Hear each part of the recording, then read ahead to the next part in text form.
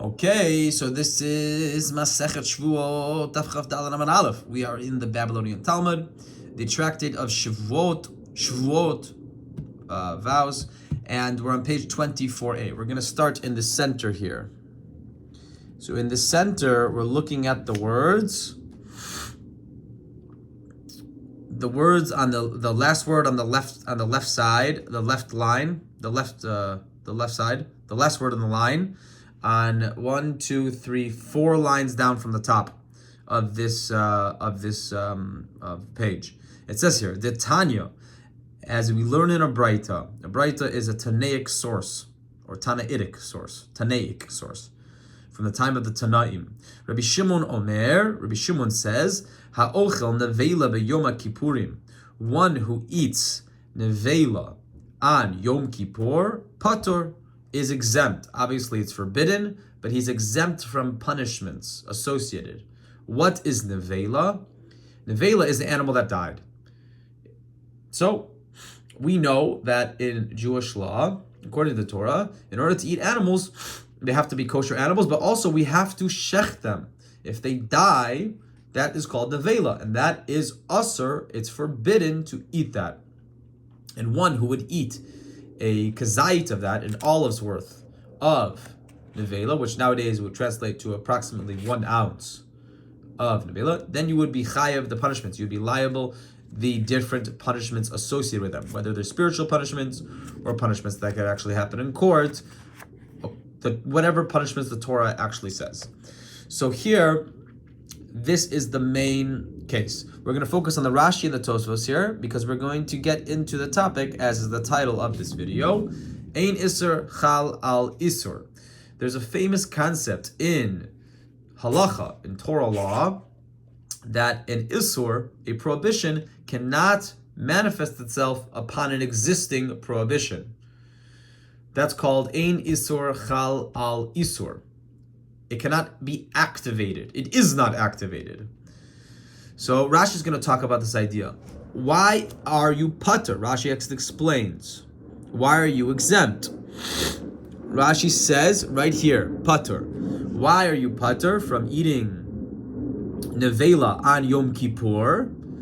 Mechatat, from bringing the chatat offering. So obviously, if you eat on Yom Kippur, a kazait, an olive's worth of food on Yom Kippur, b'mezid, on purpose, you're chayiv karet. You get the spiritual punishment of excision. B'shoigeg, if you do it by accident, you would have to bring a korban chatat, an atonement sacrifice called a chatat.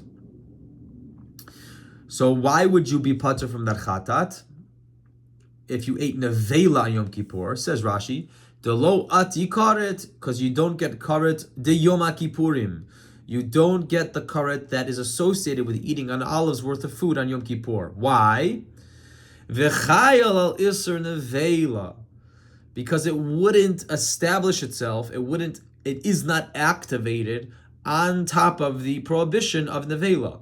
For example, let's say an animal dies, and then the next day Yom Kippur occurs, and on that day, you then eat an olive's worth of meat from that dead animal. Ein Isur Chal Isur, that's the principle. It already is prohibited to eat an olive's worth of that meat because the animal is dead. Once Yom Kippur comes, that Isur, that new prohibition of eating cannot manifest itself. It is not activated on top of the pre-existing prohibition of nevela. And that's the point here. Ein Isur Chal Al Isur. A prohibition cannot manifest itself upon a pre-existing prohibition. Or, more accurately stated, it is not activated. It cannot exist. There are some exceptions, but for now, that's the main principle. And then, what will Rashi also say? He goes on, right over here,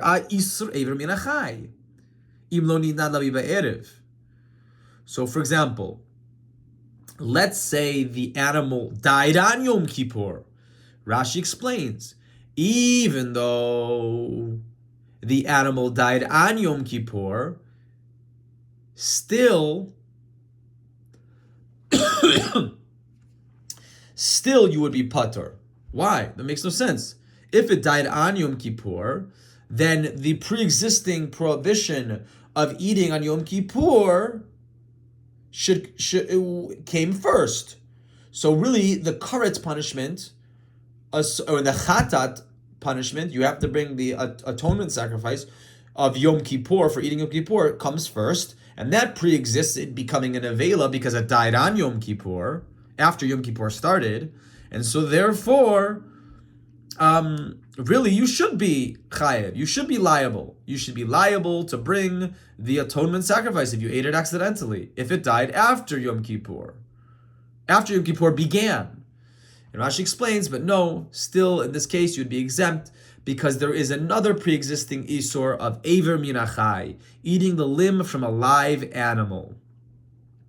And eating the limb from a live animal is the pre-existing isur when the animal was alive, right? And then once Yom Kippur occurred, that prohibition still exists. And even if it dies on Yom Kippur, the prohibition of Eiver min hachai already existed, eating the limb from a live animal, and so therefore the prohibition of eating on Yom Kippur cannot manifest itself upon this animal in terms of being prohibited to eat. And so the pre-existing prohibition takes precedence and is already activated. So Rashi says, in any case, if the animal died before Yom Kippur, or if it died after Yom Kippur already started, you would still be exempt from the prohibition of eating Yom Kippur, and thereby you would not have to bring the atonement sacrifice called a chatat offering to the temple in order to atone or to make up, to say sorry basically, for your sin of eating Yom Kippur. Yes, it's asur, it's forbidden to eat it, but if you do it b'shogeg, by accident, it doesn't carry the same rules because of the principle ein isur chal al isur. A prohibition cannot manifest itself or is not activated if there is a pre-existing prohibition upon an object, for example, a piece of food. So let's go to the Tosfos, because the Tosfos asked an amazing question upon Rashi. The Tosfos basically says, it says here, so the Tosfos goes to Rashi and asks an amazing question. So before we get into Tosfos, it's important to state that Tosfos is going to bring up two ways to understand Eiver min hachai. And there is a nafkamina. There is a practical halachic ramification based upon how you would understand the prohibition of Eiver min hachai, eating a limb from a live animal. On one hand, we have this concept of behema bechayeha le'evarim omedet. An animal has its limbs, and while it's alive, the prohibition of Eiver min hachai constantly exists as it's walking around living its life. The prohibition of eating a limb from a live animal is constantly there while the animal is alive. And the other one says, no, while the animal's alive, with all of its limbs, there is no existing prohibition on it right now of Eiver min hachai, but immediately when you remove a piece of it, a chunk of it, or a limb from it, whatever it is you remove from it to eat it, right? That is considered Eiver min hachai. You take a chunk of its meat, or you take off a leg of it while it's alive, then instantly the prohibition of Eiver min hachai is activated. And that's called behema bechayeha lav le'ivarim omeret. It's not considered like its separate limbs exist themselves, and there's an isur on every little piece of it that theoretically could be taken off of it. Now, you could say to me, what's the point? Like, no matter if you understand it one way or the other way, you still can't eat limbs from a living animal. Well, there turns out there is an interesting, elsewhere in the Gemara, there's an interesting nafkamina. There's an interesting practical ramification, and that is a very, very small bird. So, for example, If I find a very, very small bird and I swallow that bird whole, obviously it's not kosher because even if it was one of the pure animals, I need to shech it. It has to be slaughtered properly by a shochet. So obviously it's prohibited to do it. But the question is, have I transgressed the prohibition of eating a limb from a live animal if I swallow a live whole bird? And so there's two ways to understand Eiver min achai, eating a limb from a live animal. If you say behema le'evarim omeret, if you say that as soon as an animal is existing in the world, it constantly has on every little potential piece of its body that could be removed a prohibition of Eiver min achai, limb from a live animal, then when I swallow the whole bird, I have transgressed Eiver min achai, and I also have transgressed eating an animal that was not shechted. Or if it was not a kosher bird, I would also be transgress eating that non-kosher species, whatever it is. But those two prohibitions, one didn't come before the other, and so therefore those two prohibitions would exist at the same time. But if you say that behema lav le'evarim omeret, if you say that when an animal is alive, there is no existing prohibition of limb from a live animal on every potential part of its body that can be removed, flesh or limbs, whatever it is, then when I swallow the whole bird, I have not transgressed Eiver min achai. All I have transgressed is other isurim. For example, eating an animal that I didn't shecht, or if it's a non-kosher species, then eating a non-kosher species, or maybe if I cause pain to it as it digests inside of my stomach acid, then maybe that can be b'tzar l'bayil chayim. I don't know, but the point is, you don't transgress Eiver min achai.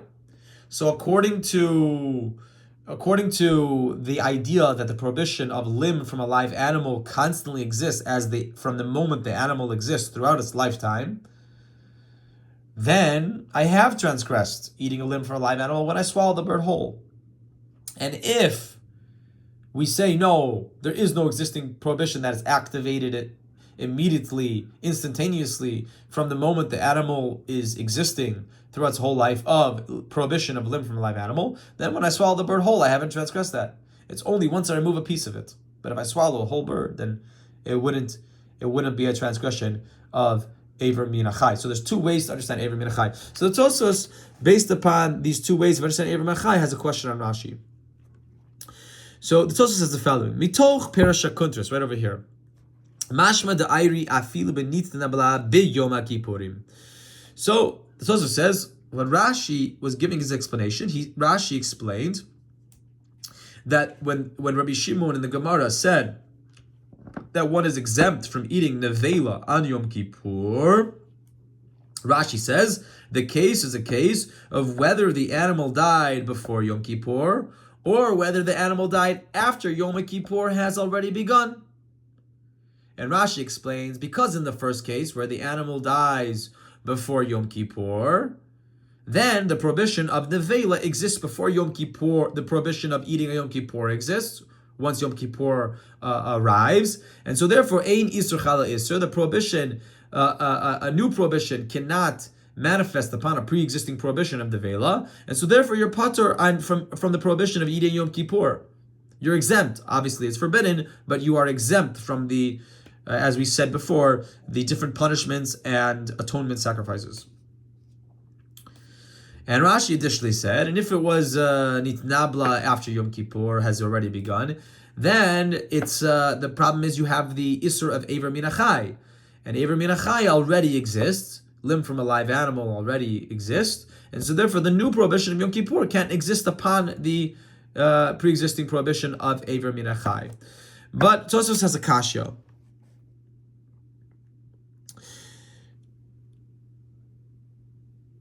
The kasha, I have a question, because according to the opinion that one says behema bechayeha lav levarim omeret chal iser Yom Kippurim mechayim. Ve'alafilu l'madamer le'evarim omedet, ki meta paka isur ever min achai, ve'chalu isur nevela ve'isur yom kippurim bebat achat. So Tosfos says the following: according to the understanding, the shita, the understanding that Ever Min Achai only is activated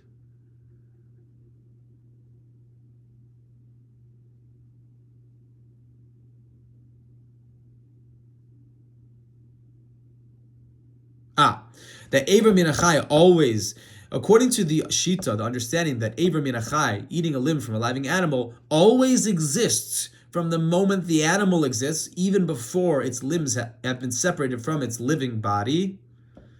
According to that, that's called le'evarim omedet. In the case where it dies on on Yom Kippur,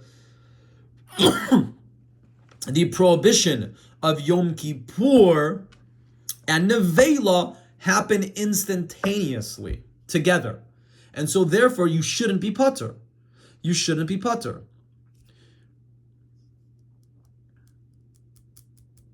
You shouldn't be exempt. How does this work? Okay, let's go through the timeline. An animal is alive. It's Sunday right now. Yom Kippur is going to be on Wednesday night, we'll say. So the animal's alive on Sunday. Right now, according to, there's one understanding, and we're working with the understanding of the following, that this animal has a prohibition on every one of its potential limbs or chunks of its meat that you could take out, a prohibition of Ever Min Achai right now on its body. And because it has this prohibition, no other prohibition can be manifest, can be activated upon it, because there's a pre-existing prohibition of Ever Min Achai on it, right? And as long as the animal's alive, if I take off a limb, if I take off a chunk of its meat, that is a prohibition of, and I eat it, that would be a transgressing a prohibition of eating a limb from a live animal. Okay, fine. Now let's say Yom Kippur arrives. Okay, great. And now it's Yom Kippur morning, and I'm in shul, and now the animal dies. Says the Tosfos, according to the understanding that we have described just now, which is one of the two ways to understand Ever Min Achai, the moment the animal dies, it instantaneously leaves the prohibition of Ever Min Achai, because the animal's not alive anymore, because it's dead. And it enters the prohibition of nevela instantaneously, of being a dead animal. You can't eat an animal that died. And at the same time, it instantaneously, at the same moment, also enters the prohibition of Yom Kippur, of eating, of you're not allowed to eat on Yom Kippur. Because the only thing preventing it from being within the prohibition of eating on Yom Kippur was the fact that it already has a pre-existing prohibition of Ever Min Achai. And Ein Isser Chalal Isser. A prohibition, a new prohibition, cannot manifest itself upon a pre-existing prohibition. So let's go over the case one more time. What does Tosfos say? At stage one, the animal is alive. It's not Yom Kippur. And it has a prohibition, according to the opinion, that says a le'evarim omedet, a prohibition of limb from a live animal constantly on it, every single moment that its heart is it's continuing to be alive. Okay, great. Then Yom Kippur happens. Now, there's no prohibition upon this living animal of Yom Kippur. I mean, it's asur, it's forbidden to eat that animal because you can't eat on Yom Kippur, but you would be patur. You would be patur. If you ate a chunk of that animal right now, while it's alive, you would be exempt from bringing a chatat of Yom Kippurim for karet. But you would be transgressing limb from a live animal.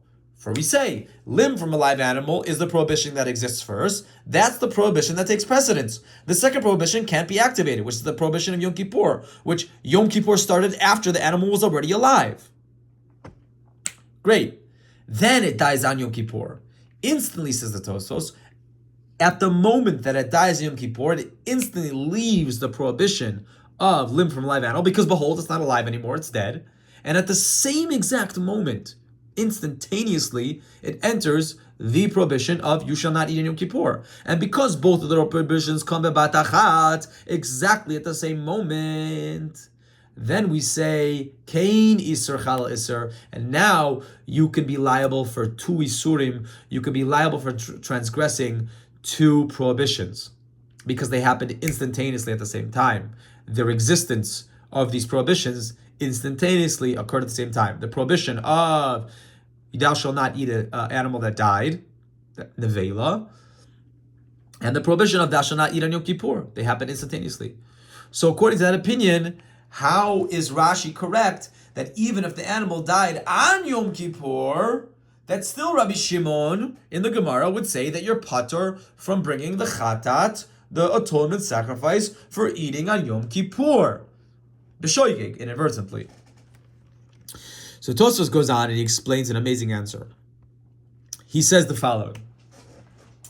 He says the reason why Rabbi Shimon and Rashi, explaining Rabbi Shimon, would still say that you are still patur from bringing the chatat at Yom Kippur, even though the two Isurim, as I explained before, happen instantaneously, is because there's another Isur that we're talking about here that is called an Isur Aseh. It's a prohibition of a positive commandment. What positive commandment? Tosfos says there's another Isur, V'zavachta ve'achalta. Every live animal that is a kosher animal and is alive has constantly a prohibition to eat it without shechting it. And if you eat it without shechting it, you have transgressed this Isur Aseh, this prohibition from a positive commandment that says, and you shall shecht your animal before you eat it.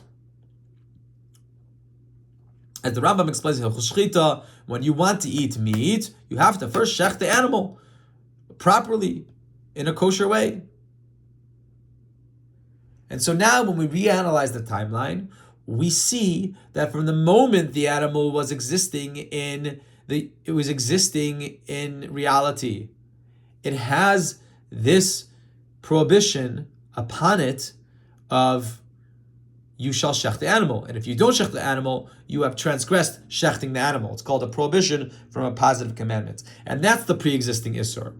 And so, even if it dies on Yom Kippur, it has always had this Isur Aseh, this prohibition from a positive commandment upon it. And we say, Ein Isur Chalal Isur. A new prohibition cannot manifest, is not activated in the place where a pre-existing prohibition has already existed. And so therefore, Rabbi Shimon, as Rashi explains Rabbi Shimon, in the Gemara says, Ditanya, Rabbi Shimon Omer, Ha'ochel nevela b'yom kippurim, patur. One who eats nevela, a dead animal, on Yom Kippur is patur. Not patur from the Isur of nevela, but patur from the Isur of Yom Kippur. He's exempt from the prohibition of eating on Yom Kippur. Now, obviously, it's prohibited to do it, but you would be exempt. Patur of al-Asr, right? You would be exempt from bringing, if you did it by accident, korban chatat, bringing the atonement sacrifice, and if you did it on purpose, you would be exempt from karet. In other words, God forbid, this is just a joke, obviously, if you really want to get karet at Yom Kippur, make sure it's not meat. I think that's kind of one of the conclusions. Like, yeah, you would have to eat, like, you have to make sure that the piece of food never had it has to be a kosher piece of food, basically. It has to be a kosher shechted piece of meat, and if you ate a kazayit of that on Yom Kippur, then that would give you karet if you did it b'mezid, and if you did it b'shogeg by accident, then you would have to bring a korban chatat, a atonement sacrifice called a chatat. And that is a brief introduction to the concept of ein isur chalal isur, that once you have a pre-existing prohibition, a new prohibition cannot manifest itself on that thing. Have a wonderful rest of your day.